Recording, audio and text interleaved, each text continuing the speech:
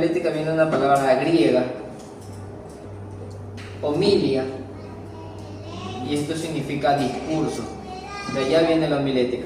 Homilia. Sí. Homilia. Ajá.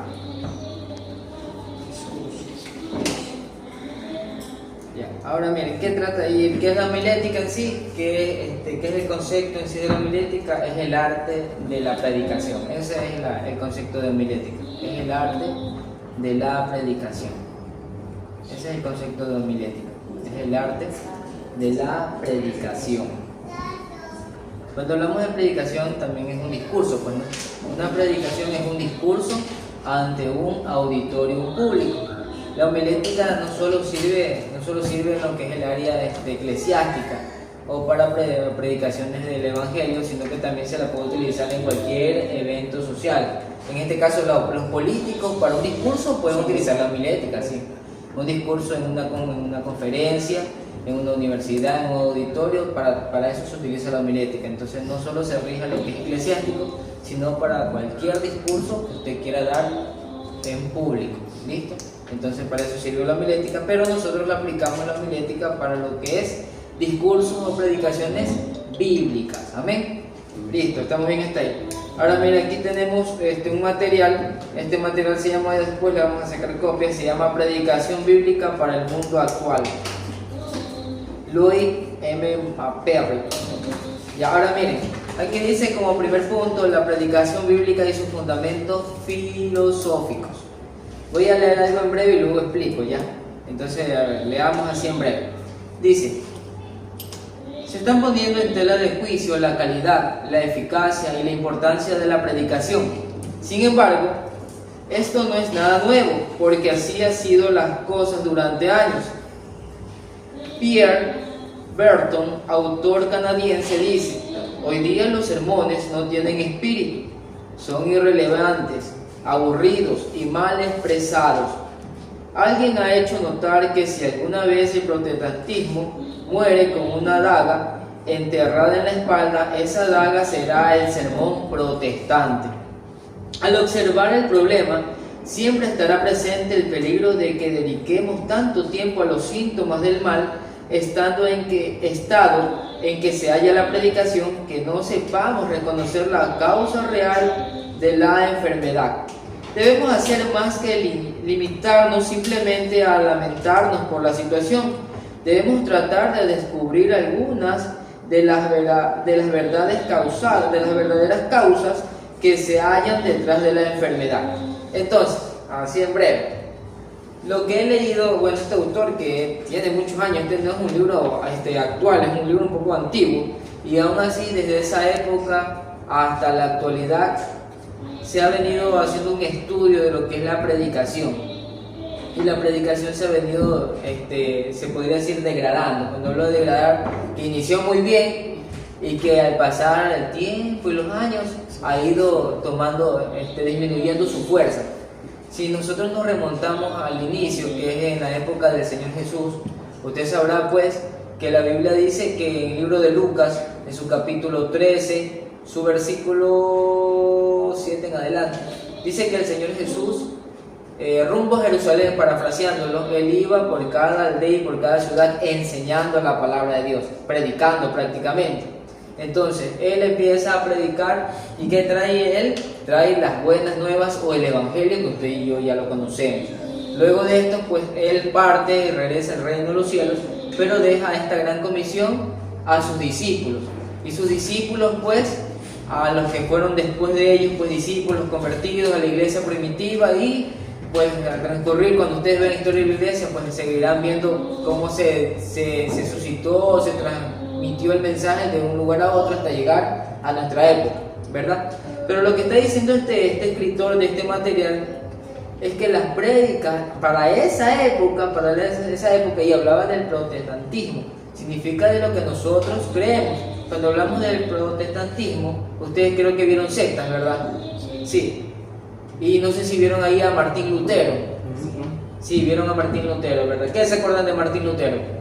Que no era cristiano, era como dice, católico, y era, ¿cómo le daba como contra la iglesia. Ya, y era uno de los que vio tanta injusticia, lo que se hacía con el pueblo, lo que vendían indultos porque vender indultos para salvación. Y él al darse cuenta de eso comenzó a meterse en lo que es la palabra y no le pareció, al punto que fue castigado, y bueno, ya sabemos esa historia. Y de ese momento él hizo a partir de eso él comenzó a pegar unos panfletos de unas tesis, no me acuerdo cuántas muy bien, 165, no, 99 tesis, creo. Ajá, 99 tesis para que el pueblo se diera cuenta de que no era así. Correcto, entonces miren, a nosotros, no sé si usted escuchó ese término, bueno, a nosotros muchas veces nos dicen los hermanitos, los aleluya, los cristianos, pero también nos suelen decir los protestantes. ¿Por qué? Por Martín Lutero. Porque Martín Lutero, como ustedes ya lo dijeron, pues es verdad, fue un sacerdote católico, estudiado en el catolicismo, alguien que tuvo la copia de las llaves de la biblioteca de Westminster, ¿ya? Y en esa catedral o en ese lugar, pues él tenía las copias, encontró un libro sellado que estaba encadenado y que él lo abrió y se encontró que era la Biblia, y él estudió y el Señor pues le dio la revelación. Entonces, al comparar las doctrinas de la época de lo que es el catolicismo con lo que decía la Biblia, entonces ahí sí él hizo las 99 tesis, las pegó y las puso en la basílica de Westminster en esa época, y ahí fue que él protestó. Por eso que le llaman, desde esa época nosotros nos llaman los protestantes. Ya, Dios me bendiga, santo, bienvenido. Entonces, al decir esto, entonces miren, aquí el texto está diciendo, y este material está diciendo, que la predicación de los protestantes, en este caso los cristianos, ahora sí, los evangélicos, nosotros, porque desde ahí pues empezamos con los protestantes, y con el transcurrir de los años pues se fueron cambiando los nombres de evangélicos, cristianos evangélicos, aleluya, hermanitos, como usted le quiere decir. Pero con Martín Lutero empezó el evangelio, ¿ya? En esa época, pues no, el evangelio empezó de Jesucristo, pero con la unión de los papas, la iglesia, eso usted lo va a ver en la historia de la iglesia, ya después, no quiero marearlo, pero de ahí salió, de donde Martín Lutero empezó nuevamente a resurgir lo que es el evangelio de Jesucristo prácticamente, ya, porque se había transgiversado por la iglesia católica, que tomó las riendas del evangelio prácticamente con Constantino. Bueno, es otro tema que no lo quiero marear. Bueno, entonces miren, la predicación de los protestantes o de los evangélicos, de los cristianos, dice que para esta época entonces habían pedido fuerza, no tenían autoridad prácticamente desde ese punto de vista. Y si nos vamos hoy en día, para nosotros tal vez se podría catalogar o decir que las prédicas actuales de los grandes predicadores que hay en la actualidad, se podría decir, entre comillas, que se puede ver que tienen autoridad, se puede ver, pero si usted se da cuenta en las corrientes que hoy vemos en la actualidad, pues a veces es falsa autoridad, a veces falsas profecías, que creo que ya hemos visto estos temas, ¿verdad? Muchas veces. Entonces hoy estamos en una época que el evangelio es un hilo, en el sentido de que uno tiene que saber discernir con la ayuda del Espíritu Santo qué es de Dios y qué no es de Dios. Porque digo un hilo porque, como ya lo hemos dicho varias veces, pues si usted se va un poquito más acá, termina en legalismo, como los rabacucos, allá me parece que es en República Dominicana.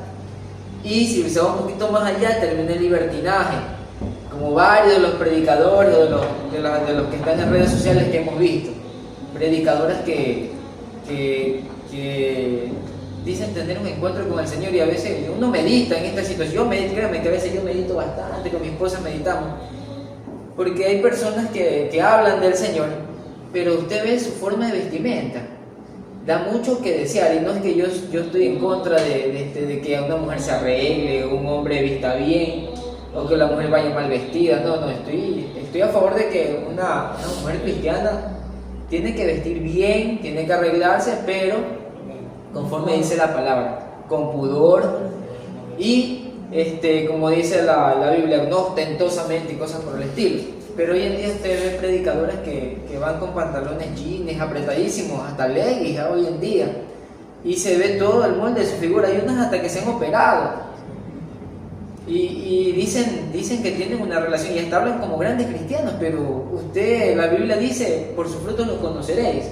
Entonces sí también, predicadores que usted ve su forma de vivir y la forma de vivir dice lo contrario, pero dicen grandes profecías y tienen a multitudes en sus iglesias y dicen profecías y cosas que les dan exacto en el punto, pero que uno se pone a analizar y dice, pero ¿y los frutos? Entonces hoy en día hay que ser muy sabio y estar muy lleno de Dios para saber qué es y qué no es. ¿Estamos bien, este? Sí, sí. Listo, santo. Entonces, miren, así como pasaba en esta época, hoy en día también el mensaje ha ido transversando, se ha ido cambiando, ha ido perdiendo fuerza. Hoy en día se cambió el poderoso mensaje de la palabra del Señor, el escuchar, el escudriñamiento de la palabra, y en vez de eso hacen profecías. Hoy en día no predican. Si usted se pone a analizar, y yo lo he analizado, algún instante han venido aquí predicadores, han venido, y como lector y como alguien que ha aprendido algo poco de homilética, de hermenéutica, yo me pongo a escucharlo y lo que dice y lo que hacen es un show a veces. Empiezan a administrar en la hora de la prédica, leen el texto y hasta ahí nomás, ahí se quedó todo. Y empiezan a profetizar a las personas, el Señor te manda a decir esto, la carta está firmada, el Señor ya vio tus lágrimas, y terminaron haciendo miles de profecías, pero nunca escudriñaron el texto, cuando más bien la Biblia dice que la fe viene por el oír, y el oír la palabra. Pero hoy en día, y escuchaba, y me parece que esto dije la semana antepasada, que hoy en día se ha cambiado la palabra del Señor como el Señor te mandó a decir, cuando ya Él dijo todo y está escrito en la Biblia, pues. Entonces, así como fue en esta época que se escribe este libro, así también hoy en la actualidad se ha ido cambiando el mensaje y ha ido perdiendo fuerza. Pero lo que transforma las vidas no son los predicadores ni son una palabra de profecía. Lo que cambia las vidas, transforma, salva y anima al pueblo mismo de Dios es un mensaje de parte del Señor, pero escrito en la Biblia, porque la Biblia es el manual para nosotros. Amén. Listo, entonces eso es lo que él trata de decir en estos mismos fragmentos con respecto a la homilética. Ahora, dice aquí que en vez de estar viendo pues todas estas fallas, también debemos buscar una solución para que nosotros empecemos a hacer homilética o predicaciones que sean conforme a la voluntad del Señor. Y miren, leo a continuación un poquito más. Ahora miren, aquí voy a leer un pedacito más. La historia del cristianismo desde la mitad del siglo II hasta la Reforma muestra que nada, ni siquiera los ritos complicados o los edificios muy decorados, podrán igualarse a la palabra de Dios predicada con poder y sentido de la realidad. Puede ser tal como ha señalado Waller Fisher, que hayamos levantado en nuestras iglesias un estilo de pietismo que se resiste a la predicación. Ahora, ¿qué más dice este hombre? Este hombre dice que nada puede cambiar o sustituir la palabra del Señor. Usted y yo podemos levantar una mega iglesia, eso es lo que está diciendo. Puede haber un edificio hermoso, una iglesia con mármol, con megas aires acondicionados, con sillas lujosas. Pero ¿de qué vale tener todo eso si la predicación no tiene alma? Ahora, miren lo que dice aquí. Y me acordaba mientras leía esto, que no sé si ustedes vieron hace un tiempo atrás en las redes sociales, que a falta de unción, a falta de consagración y poder de Dios, lo que hacen ahora es hacer las predicaciones. Un día un hombre para predicar se había vestido de astronauta, no sé si vieron esto. Sí, se vio vestido de astronauta. Ahora en los grandes escenarios, en los altares, hasta han bailado Killer de Michael Jackson. Entonces todo esto falta de unción. Y vayan, mírenlo, sí, es verdad. Un predicador se vistió de astronauta para predicar y hace muchas cosas, pero nada de eso va a cambiar, lo que es la palabra de Dios y lo que Él hace. Ahora miren, ¿por qué no tiene alma hoy en día? ¿O por qué los predicadores no tienen un mensaje poderoso que transforma vidas? ¿Por qué? Aquí viene este texto, este fragmento que me llamó mucho la atención y que quiero que usted lo escuche. Tratar a Jesús con respeto, pero evitar el compromiso personal con Él. Miren, venera la Biblia, pero no la estudia a fondo. Y honra a la iglesia como una sociedad destinada a bautizar, casar y enterrar. Un lugar santo repleto de memorias que son más sentimentales que sagradas. Ahora, ¿qué significa estos fragmentos? ¿Qué significa estos fragmentos? Lo que está dando a entender este hombre es que cuando los predicadores hoy en día se suben a un púlpito o se suben a predicar, ellos dicen ser cristianos y predican la palabra, pero lo que predican no lo viven. Es de eso que se trata lo que está diciendo. Por eso que dice, traten con respecto a Dios, a Jesucristo. Pasa mi santo Señor. Traten con respecto al Señor Jesús, pero evitan el compromiso personal con Él. Significa esto entonces que los predicadores hoy en día pueden hablar hasta de santidad, pero no la viven. Pueden hablar de amor, pero no la viven. No viven el amor. Están peleando hasta con sus esposos y van a predicar. Y ahora y entonces toda esta clase de cosas pasan, y es por eso que el mensaje no tiene fuerza. Es como cuando usted va, mire, yo suelo decir que cuando nosotros como cristianos, y me parece que esto lo dije hace un tiempo atrás cuando veíamos otras materias, que cuando pasamos dificultades no es para tirarnos al piso, es para que usted y yo busquemos más a Dios, nos consagremos más a Él, dependamos de Él, y esa situación va a ser un testimonio algún día para otra persona que le suceda eso, y usted con toda autoridad, porque lo pasó en carne viva y Dios lo ayudó en esa situación, usted podrá aconsejar a otros de cualquier cosa que a usted le pase en la vida como cristiano, porque todas las cosas nos ayudan a bien. Entonces, así también, yo siempre suelo decir que yo no puedo hablarle mucho a las personas que están en el lugar, en lo que es un área de drogadicción, porque yo no consumí droga, ¿ya? En cambio, yo no tengo mucha autoridad. Yo le puedo hablar de la palabra, sí, pero es diferente cuando alguien, Dios lo ha sacado de la drogadicción, lo restauró, lo fortaleció y lo transformó. Y esa persona con toda autoridad va y le dice, es que yo lo viví en carne propia, yo sé lo que tú sientes, yo sé la ansiedad que sientes, yo sé la depresión, yo sé que tu alma está pidiendo gritos, porque él lo vivió. Y con toda autoridad le puede decir, mira, yo lo pasé, yo fui drogadicto, Dios me sacó de ahí, y así como me sacó a mí. Y soy un testimonio vivo, así te puede sacar a ti, con toda autoridad. Entonces, en ese sentido, es este fragmento que de nada sirve que puedan hablar. Hoy en día hay hasta predicadores que son motivadores. Miren lo que dijo ahora poco el pastor de Argentina, que es de los jóvenes, que siempre dirá que es de los jóvenes, pastor juvenil, que es Dante Gebel, lo que él dijo, que uno de los predicadores es un motivador, dijo ahora poco, en ese fragmento, y fue un boom para toda la sociedad cristiana.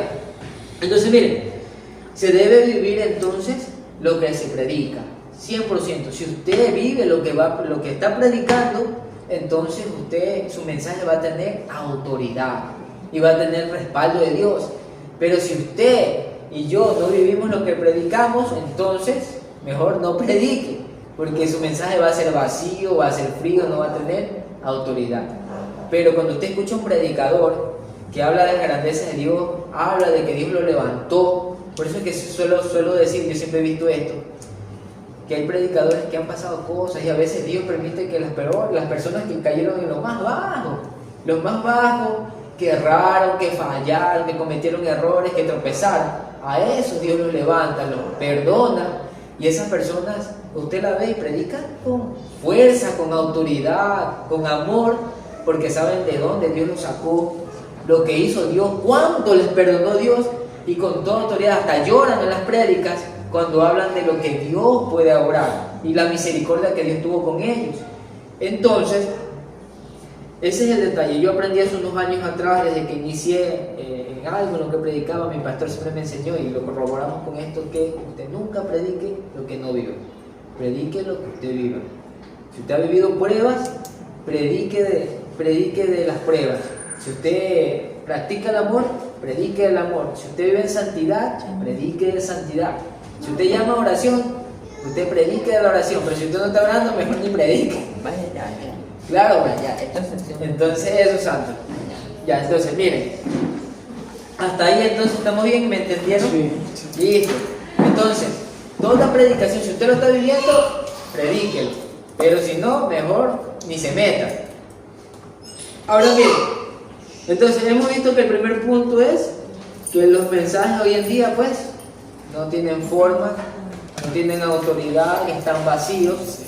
El segundo punto es que hemos visto que hoy en día entonces debemos buscar las soluciones y una de ellas es que debemos vivir lo que predicamos. ¿Listo? Y es para todos, porque el hecho de que usted hoy en la actualidad no predique no quiere decir que no va a predicar mañana más tarde, porque si se está preparando es porque el Señor lo va a llamar a predicar. ¿Listo? Ahora vamos a seguir con el siguiente fragmento. A ver, miren, aquí dice algo, voy a lanzar un poco más acá. Mire, Carlos Spurgeon, que es un gran predicador y un gran teólogo, si usted no lo habrá escuchado, yo le voy a mandar de ver de una vez. Ya mismo, pensaba que no hay nada que sustituya el púlpito cristiano,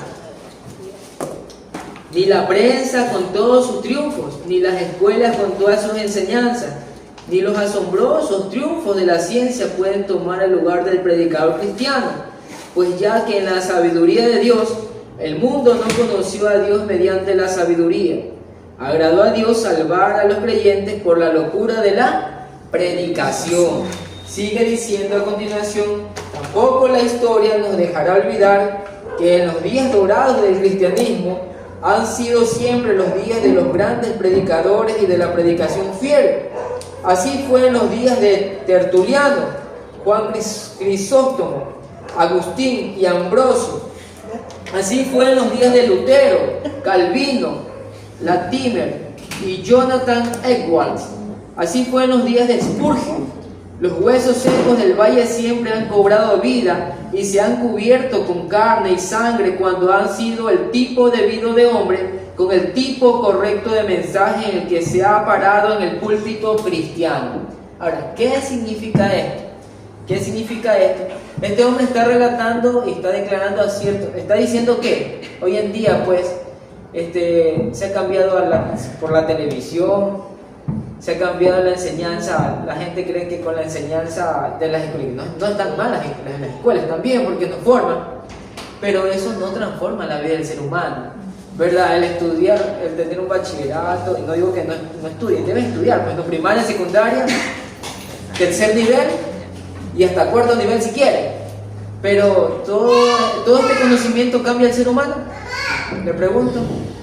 No cambia, le da conocimiento sí para la vida secular, pero no hay una transformación. Él puede tener miles de títulos, pero sigue siendo un altivo, sigue siendo avaro, sigue engañando a su esposa, sigue siendo un mal padre, lo sigue siendo, porque eso no va a cambiar. Por eso es que ni la radio, ni la enseñanza secular, y también dice la ciencia, hoy en la actualidad, y para esa época, porque en cada época siempre ha habido saltos en la ciencia, siempre ha habido, se podría decir, siempre ha habido en cada parte de las épocas que hay ciencia moderna. Hoy tenemos una ciencia pues mucho más avanzada, se ha descubierto muchas cosas con respecto al genoma humano, con respecto a la tecnología, pero alguna de todas esos grandes descubrimientos, invenciones o ciencia que hay a nivel mundial ha cambiado el ser humano, le pregunto. No, más bien hay gran cantidad de ateísmo, ¿verdad? Personas que creen ser su propio Dios. Entonces, pero él le está diciendo que ninguna de estas cosas se compara con un gran predicador que el Señor lo use y con un mensaje poderoso. Porque el mensaje poderoso en el púlpito es el que transforma las vidas, transforma los corazones, salva a las personas por medio del Espíritu Santo, por medio de la predicación. Y no solo a los inconversos, sino también a nosotros los cristianos. ¿O cuántas veces vinimos aquí a la iglesia derrotados, devastados, con ganas de ya no seguir más? Y el predicador que estuvo aquí, que se dejó usar por Dios, envió una palabra que usted y yo nos levantó del piso del Señor y nos volvió a motivar y salimos con fuerza, venimos derrotados buscando billetes de $200 en el piso, y cuando salimos con la frente en alto, sabiendo que tenemos un Dios poderoso que no nos ha desamparado, santos. Entonces miren, la predicación en la actualidad entonces debe tener esto. Y mire, esto pasó en esa época dorada, y de ver para usted que está con ánimo, investigue quién fue. Me va a investigar así, pequeñito, no quiero bastante, quiero pequeñito, unas líneas nomás. Quiero saber quién fue Tertuliano. Tertuliano. Sí, Tertuliano, así se llama él. Carlos Spurgio. Ese Carlos y el apellido se lo deletreo. S. Pur, P-U-R. Pur. G. O-N. Spurgio. ¿Quién fue Juan? Juan Crisóstomo. Juan Crisóstomo. Crisóstomo. ¿Quién fue Agustín? ¿Quién fue Agustín? Esto para que usted se llene de conocimiento. Agustín, ¿qué? Solo Agustín nomás. Hay muchos. Mi abuela era Agustín. No, pues ponga grandes predicadores. Predicadores cristianos. ¿Qué me va a salir Augusto? Ya. Investigue quién fue Calvino.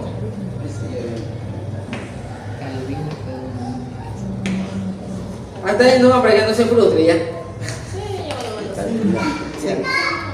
Juan Calvino, el calvinismo. Dice que no vio el calvinismo. También eso sí creo que vieron en materia de secta. Calvino sí. ¿Ah? Un Calvino sí. Se investigaron Calvino. Ya, entonces miren. Una verdadera hermenéutica, una predicación entonces hará que las vidas de los seres humanos pues sean transformadas. Entonces estamos bien hasta ahí. Entonces miren que nosotros estamos aprendiendo esta materia bastante bonita, porque nosotros solo vemos que se predica, pero miren, esto tiene bastante profundidad. Que hasta a mí, yo sé algo de esta materia y hasta a mí, mientras yo leía esto para preparar la clase, hasta a mí me estaba hablando. Porque a veces nos paramos, predicamos, pero no sabemos que cuando llevamos un mensaje de poder y de autoridad, entonces algo pasa. Hay una transformación. Y ninguna de las cosas, de las materias en el mundo han transformado al ser humano, sino que es la palabra predicada en el púlpito, la palabra de parte de Dios con autoridad y vivida por nosotros. ¿Listo?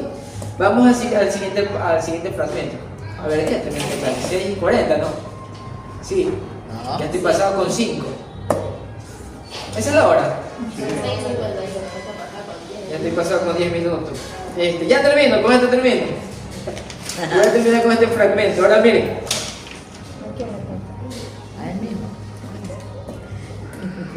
Ya.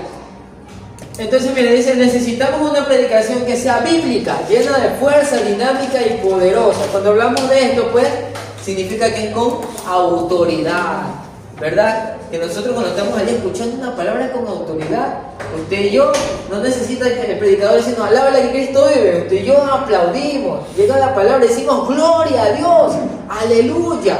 Pero ¿qué pasa? Y esto me cae a mí también como predicador. Hoy en día nosotros tenemos que decir, alábale que Cristo vive, ¿verdad? Pero ¿a cuántos cuando estamos predicando solito la gente aplaude? Pero es cuando hay un mensaje de poder y de autoridad. Cuando habla de dinámico, es que tiene autoridad, tiene esa chispa, algo, un mensaje diferente. Y casi estos mensajes ya no se escuchan. La gente hoy en día solo es emocionista nomás. Pero si usted, yo lo sentí, porque yo tengo unos 18 años. No son muchos, pero en lo poco que yo alcancé del Evangelio antiguo, yo escuchaba la prédica. Y el predicador no necesitaba decir alábele o quién vive, no. El predicador terminaba una frase con autoridad y usted solito aplaudía, decía gloria a Dios, aleluya. Por último, la gente en esa época ni levantaba la mano, hoy en día la gente levanta la mano y se recibe esa palabra. Pero en esa época no había eso, en esa época la gente, porque esa palabra llegaba al corazón y transformaba y a usted a mí nos levantaba. Si usted lo sintió porque se sentía dentro del corazón, en el espíritu, y cómo es que llegaba a lo profundo, créanme que, y eso es algo hermoso. Y no todos los predicadores tienen eso, porque se ha ido perdiendo, como dice el texto. Miren que esto está escrito, no es un texto actual, sino un poco antiguo. Entonces, miren, bueno, la predicación bíblica insiste más en el contenido del mensaje que en su forma homilética o en la manera de presentarlo. La predicación bíblica utiliza toda la palabra de Dios y básicamente solo la palabra. La predicación bíblica usa agradecida los hallazgos de los eruditos dedicados en cuanto al origen, transmisión, traducción, conservación e interpretación del texto sagrado.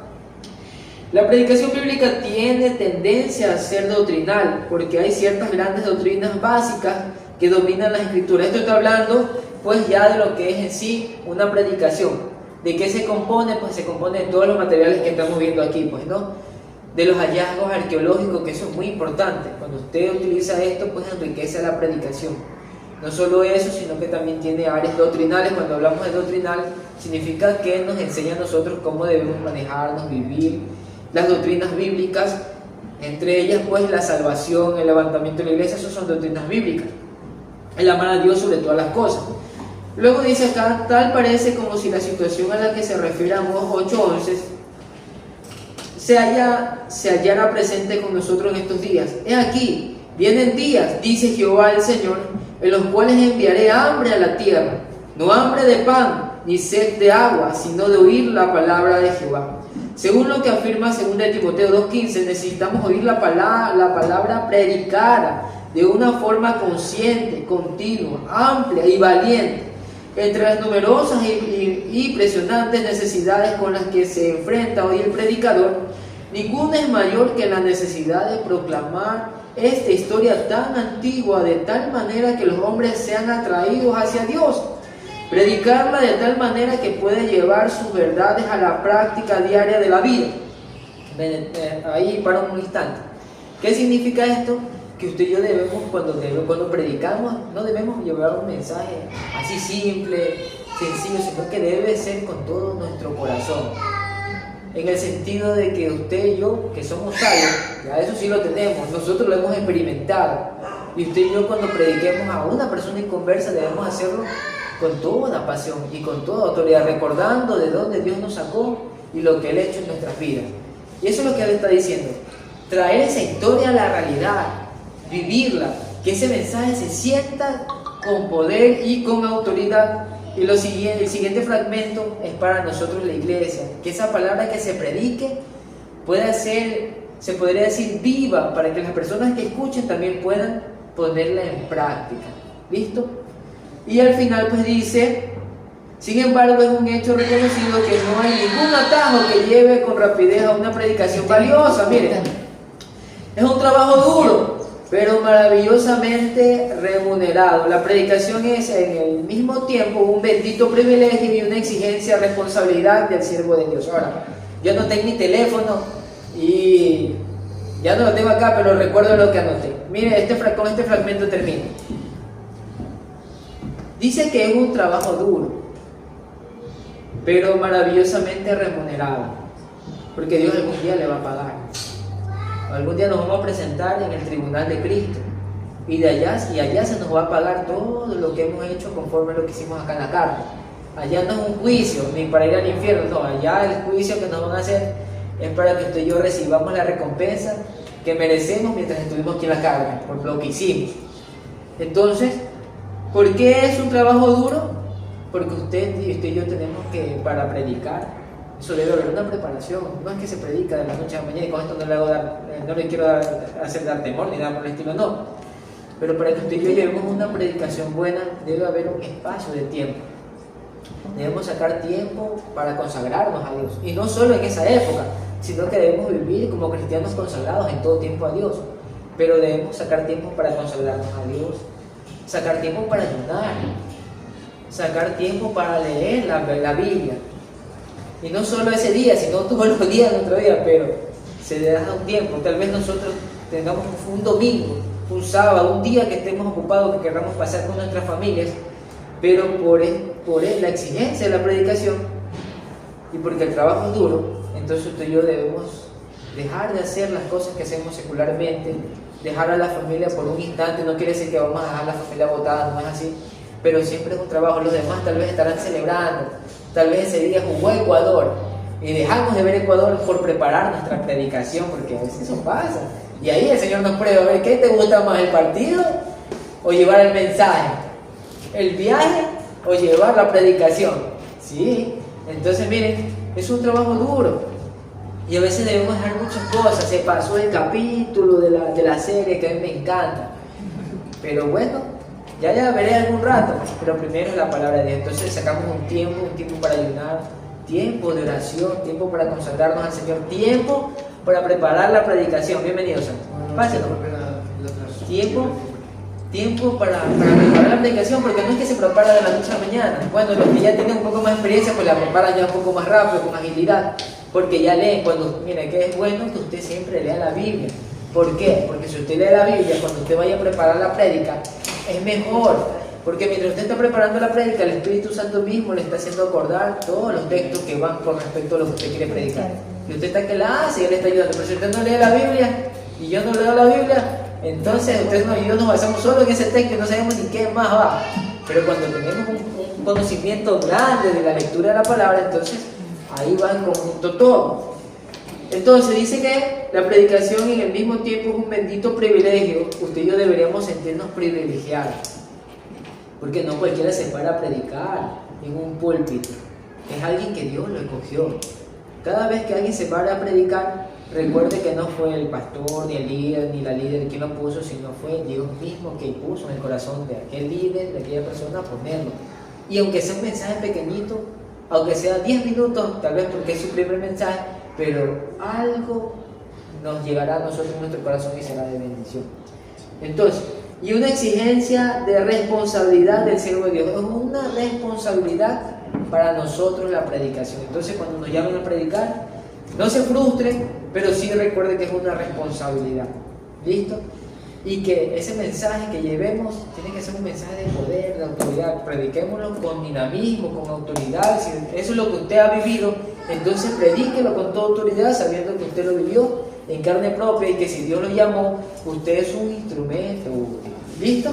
Entonces, vamos a dejar hasta ahí la materia de homilética. Sí, pues. Vamos a dejarlo hasta ahí. Ese es el deber entonces para la semana que viene. No se preocupe que estamos entrando ya en la materia. Estos son los primeros pasos y yo creo que nos han enriquecido algo de lo que hemos visto en esta noche. Más adelante pues ya vamos a pasar a las partes ya más prácticas del bosquejo, de todos los fragmentos, pero quiero ir con ustedes en esta fragmento.